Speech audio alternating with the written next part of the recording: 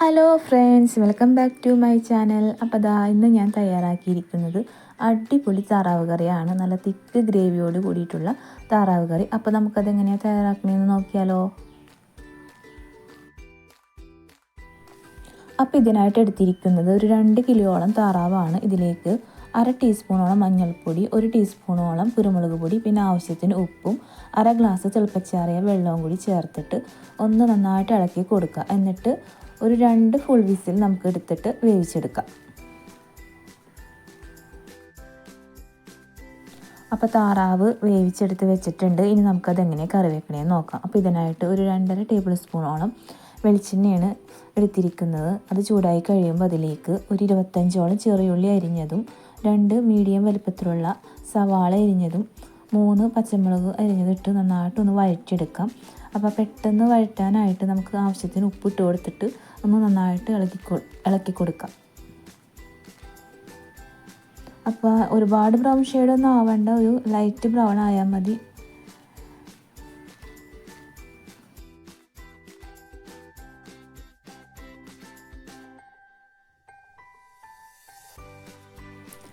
ഇനി ഇതിലോട്ടേക്ക് ഇഞ്ചി, കറിവേപ്പില, വെളുത്തുള്ളി ചതച്ചൊന്ന് ഇട്ട് കൊടുക്കാം. അപ്പോൾ ഇതിനായിട്ട് ഒരു മുഴുവൻ വെളുത്തുള്ളിയും, പിന്നെ ഒരു വലിയ കഷ്ണം ഇഞ്ചിയും, പിന്നെ ഒരു 3 തണ്ടോളം കറിവേപ്പിലയാണ് ചതയ്ക്കാനായിട്ട് എടുത്തേക്കുന്നത്. അപ്പോൾ നന്നായിട്ടൊന്ന് ഇളക്കി കൊടുക്കാം. വെളുത്തുള്ളിയുടെ ഇഞ്ചിയുടെ ഒക്കെ പച്ചമണം മാറുന്ന വരെ നന്നായിട്ടൊന്ന് ഇളക്കി കൊടുക്കാം.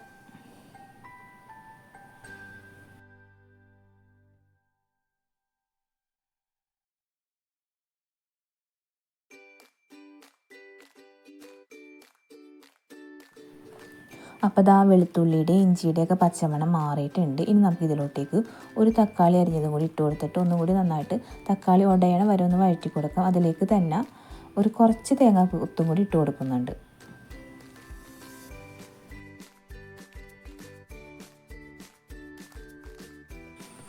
അപ്പോൾ സവാളയൊക്കെ നന്നായിട്ട് വഴണ്ടി വന്നിട്ടുണ്ട്. ഇനി നമുക്ക് ഇതിലോട്ടേക്ക് ഒരു 3 തണ്ടോളം കറിവേപ്പിലയും കൂടി ഇട്ടിട്ട് നന്നായിട്ട് ഒന്നും കൂടി ഇളക്കി കൊടുക്കാം.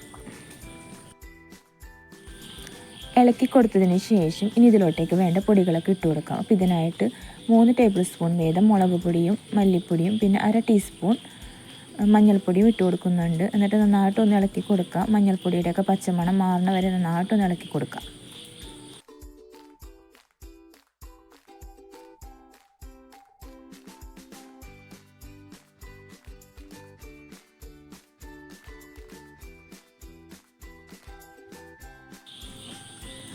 നന്നായി ഇളക്കി കൊടുത്തതിന് ശേഷം ഇനി നമുക്ക് അതിലോട്ടേക്ക് നേരത്തെ വേവിച്ച് വെച്ച താറാവ് കഷ്ണങ്ങൾ ഇട്ട് കൊടുക്കാം.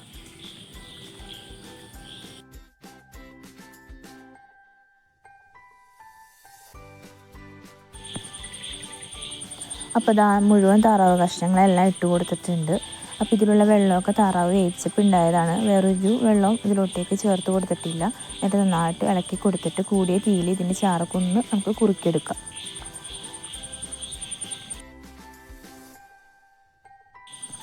അപ്പോൾ തിളച്ച് വന്നിട്ടുണ്ട്. ഈ സമയത്താണ് കേട്ടോ നമുക്ക് ഉപ്പും മുളകൊക്കെ പോരാന്നുണ്ടെങ്കിൽ നമുക്ക് ഇട്ട് കൊടുക്കാം. അപ്പോൾ ഞാൻ നോക്കിയപ്പോൾ ഇതിൻ്റെ ഉപ്പ് കുറച്ച് കുറവാണെന്ന് തോന്നി. അപ്പോൾ ഞാനൊരു കുറച്ചും കൂടി ഉപ്പ് ഇട്ട് കൊടുത്തിട്ടുണ്ട്. ബാക്കി എല്ലാം കറക്റ്റാണ്.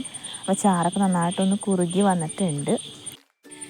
ഒന്നും കൂടി കുറുകി കഴിഞ്ഞിട്ട് നമുക്ക് ഇതിലോട്ടേക്ക് 1 ടീസ്പൂണോളം കുരുമുളക് പൊടിയും 1.5 ടീസ്പൂണോളം ഗരം മസാലപ്പൊടിയും ഇട്ട് കൊടുക്കാം.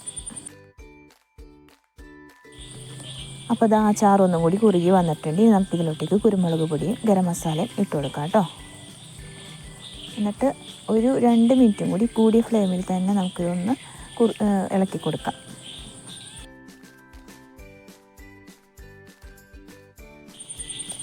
ഇളക്കി കൊടുത്തതിന് ശേഷം ഒരു മീഡിയം വലുപ്പത്തിലുള്ള തേങ്ങയുടെ 1/4 പാല് മുഴുവനായിട്ടും ഇട്ട് കൊടുക്കുക. അത് കഴിഞ്ഞിട്ട് നന്നായിട്ടൊന്ന് ഇളക്കി കൊടുത്തിട്ട് ഒരു ജസ്റ്റ് ഒന്നൊരു തിള വരുമ്പോൾ തന്നെ നമുക്ക് സ്റ്റൗ ഓഫ് ചെയ്യാം.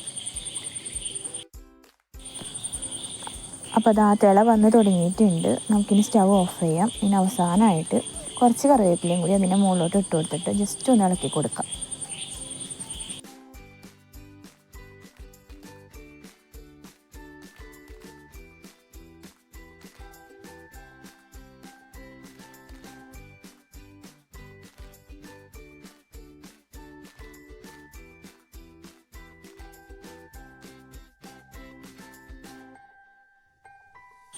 അപ്പോൾ താറാവ് കറി റെഡി ആയിട്ടുണ്ട്.